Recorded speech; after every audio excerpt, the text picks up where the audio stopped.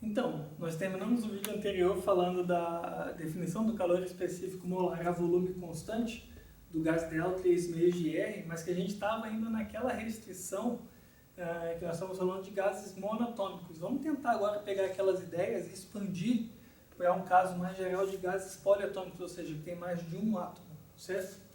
Bom, peguei aqui alguns exemplos que são dados experimentais para a gente ver se a gente chega numa conclusão. Então, tem aqui a molécula, o exemplo da molécula de acordo com o número de átomos que a compõem e o valor de CV obtido experimentalmente. Para o monatômico, tem aqui o hélio argônico, que foi os mesmos que nós vimos no vídeo anterior, com um CV de 12,5 e 12,6, muito próximo, de fato, ao 3 sobre 2 vezes R, certo? Ou seja, condizente com aquela teoria que a gente tinha desenvolvido anteriormente para o CV. Quando a gente vai para o segundo mais simples, além do monatômico, que é o diatômico, ou seja, são moléculas compostas por dois átomos, como, por exemplo, o gás nitrogênio e o gás oxigênio, o CV, o calor específico molar a volume constante, passa a ser maior do que aquilo previsto anteriormente.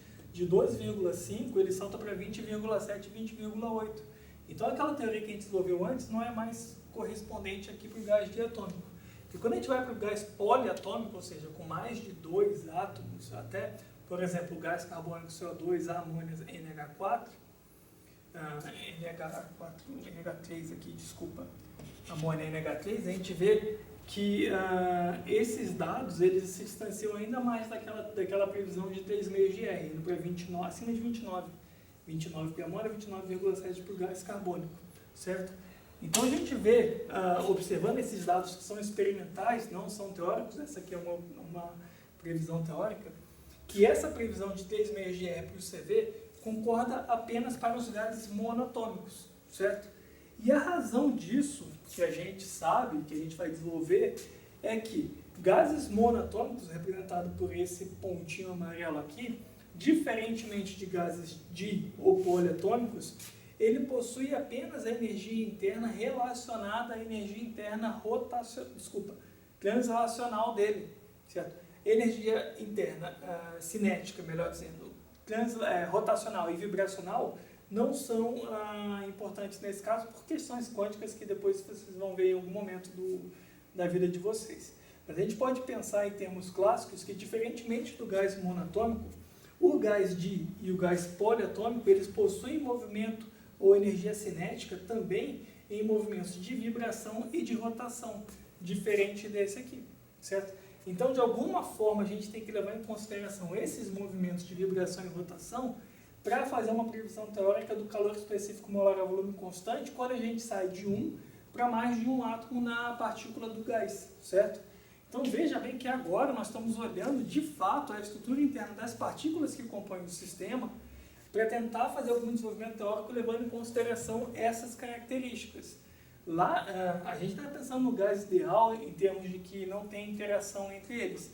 Mas a ideia de massas pontuais sem volumes está começando a ser desconsiderada aqui para levar em consideração essa estrutura interna do gás, certo?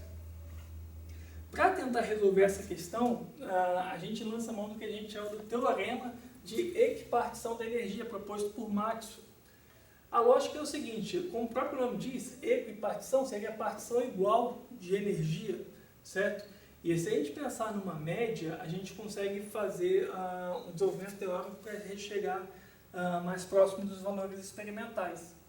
O que a equipartição da energia, na forma de teorema, diz é o seguinte: qualquer molécula, pensando no sistema gasoso para facilitar por todas essas razões que a gente discutiu antes, ela possui F graus de liberdade. O que seriam esses graus de liberdade? Graus de liberdade são modos independentes de se armazenar energia. Ou seja, a gente trata a energia rotacional, vibracional e translacional de modo independente. E mesmo a subdivisão dentro de cada uma desses meios de se guardar energia também é independente. Eu quero dizer o seguinte, que a translação do eixo X independe do eixo Y do eixo Z. E isso é verdade porque a gente desconsidera o campo de forças, como a gente olhou lá atrás, em alguns vídeos atrás, certo? E aí a gente fala, pela equipartição da energia, que cada grau de liberdade F possui uma energia associada média de constante de Boltzmann vezes a temperatura dividido por 2 por molécula. E se eu for passar isso por mol, multiplico isso por Na, de RT sobre 2, certo? Portanto, cada grau de liberdade F de uma determinada molécula de gás vai ter associado a ele, em média, uma energia de RT sobre 2, pensando em 1 mol. Ou se pensar por partícula, KBT sobre 2, certo? Vamos tentar relacionar, então, a equipartição da energia agora com aquela previsão que a gente fez antes e com os outros gases, certo? Pensar primeiro para um gás monatômico, como está aqui, ó. Então, aqui eu tenho as coordenadas x, y e z, e o gás monatômico, vamos colocar ele aqui na origem do eixo de coordenadas e pensar sobre os modos independentes de armazenamento de energia naquela situação. Bom, o gás monatômico a gente desconsidera a energia rotacional e vibracional, né? Que desconsidera que na situação limite não existe, certo? Portanto, ele vai possuir energia cinética translacional, que pode ser tanto no eixo x, quanto no eixo y, quanto no eixo z. Sendo que, na ausência de campo de forças, o movimento em cada uma dessas dimensões é independente dos outros, certo? Então, cada uma dessas dimensões vai corresponder a um grau de liberdade. O que é a comparação que a gente quer fazer? O calor específico molar é o volume constante desse cara, o que é? 3 meios de R, certo? E o número de graus de liberdade F do gás monatômico aqui é igual a 3, certo? Então, vamos pegar essa informação aqui, vamos olhar agora para o gás diatômico, ver se a gente consegue fazer uma formulação geral, certo? Bom, o gás diatômico, vou colocar ele aqui, e aqui, certo? Então, colocar ele sobre o eixo X, na origem do sistema de coordenadas lá. E vamos pensar o grau de liberdade desse cara aqui. Bom, ele também pode transladar de forma independente na dimensão x, na dimensão y, na dimensão z. Então, ele vai ter 3 modos de grau de liberdade, modos de armazenamento da energia, independente relacionado ao movimento de translação, certo? Em termos de rotação, ele pode rotacionar em torno do eixo z aqui, fazendo esse movimento aqui, para fora e para dentro do quadro. Pode rotacionar em torno do eixo y, que também vai ter um movimento de massa, certo? Mas ao rotacionar em torno do eixo x, não vai ter o movimento do centro de massa aqui, então não vai ter armazenamento de energia, certo? Então, além dos 3 graus de liberdade translacionais, ele vai ter mais 2 graus de liberdade que são rotacionais, certo? Ele teria também um grau de liberdade vibracional, mas que não é atingido por conta de razões da mecânica quântica que a gente não vai discutir aqui.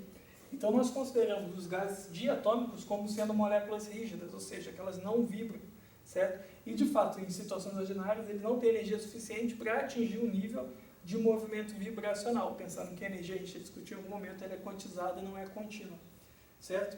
Então, o número total de graus de liberdade desse cara aqui é igual a 5. Tudo bem?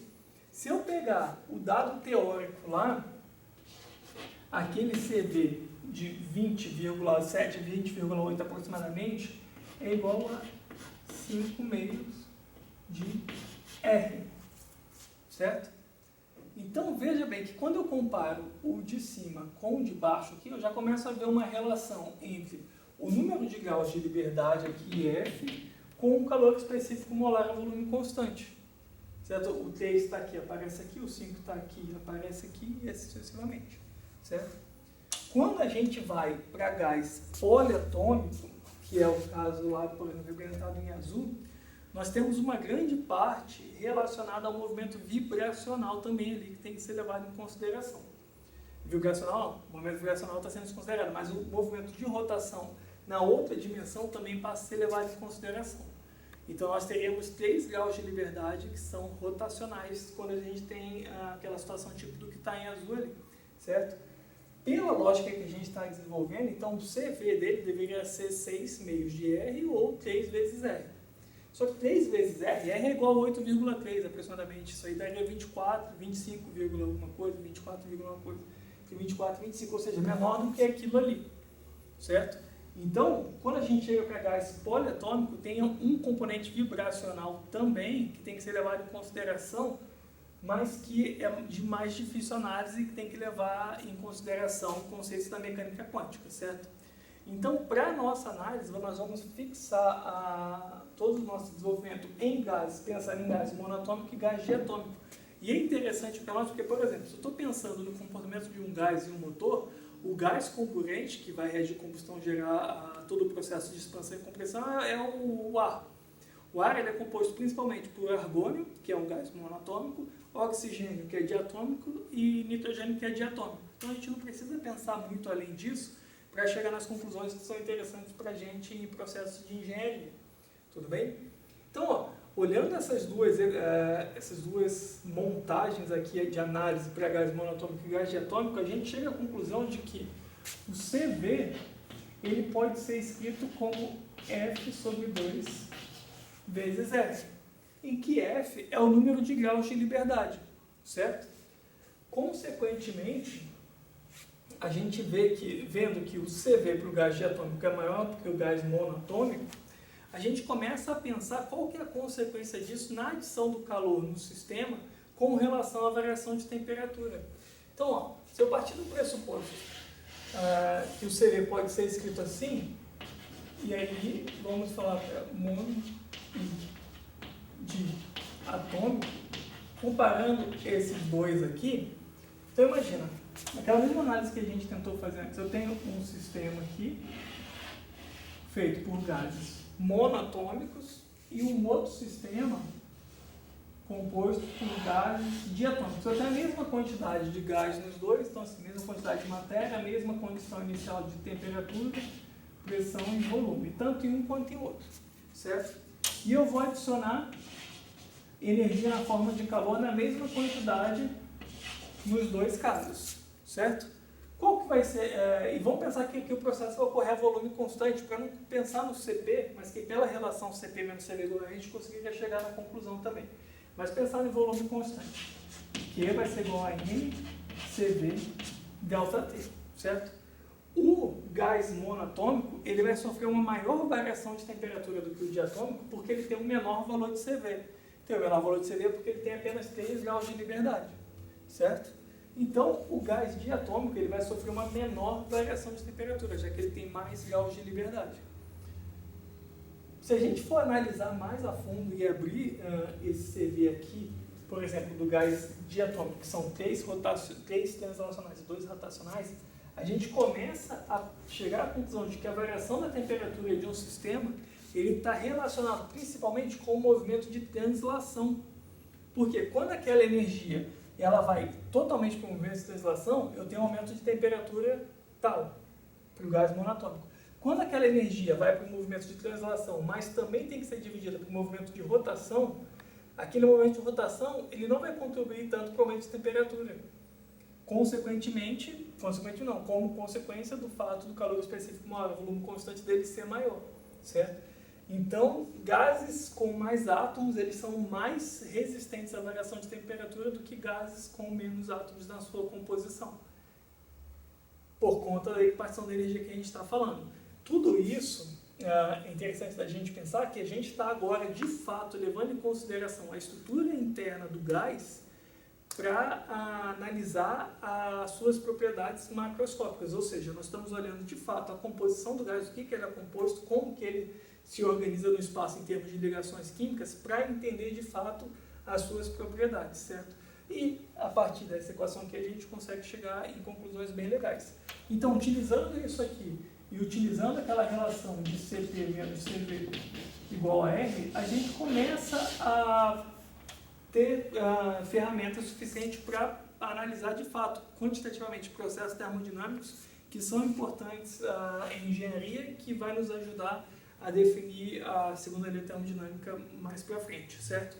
Só para finalizar, isso aqui, eu vou deixar aqui de lado um resumo para a gente fechar todas essas informações de forma direta.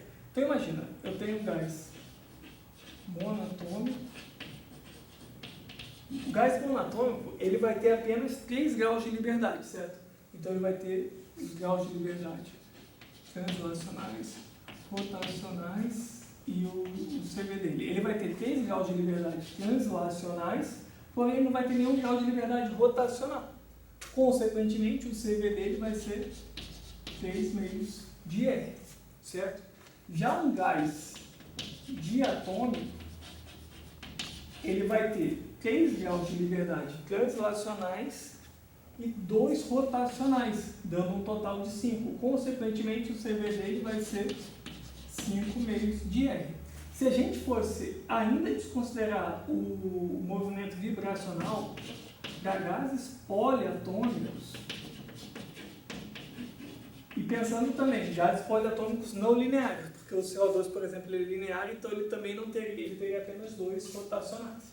Mas para gases poliatômicos não lineares, nós teríamos 3 translacionais e 3 rotacionais, dando 3R para o seu valor de CV. Porém, nesse caso, esse valor ele falha de longa distância, falha bastante o experimental do teórico, porque nesse caso, nessa situação, o movimento de vibração tem que começar a ser levado em consideração, certo? Mas como eu falei, o que é mais importante para nós são gases diatômicos e monatômicos, que são o que a gente utiliza mais na indústria, especialmente em termos de motores, que é a análise que a gente vai levar depois para a segunda lei termodinâmica. E aí a gente consegue agora fazer uma descrição teórica e entender como que a composição do gás e a sua estrutura interna influencia nas suas propriedades macroscópicas, certo? Então vamos utilizar isso depois para estudar mais a fundo alguns processos termodinâmicos.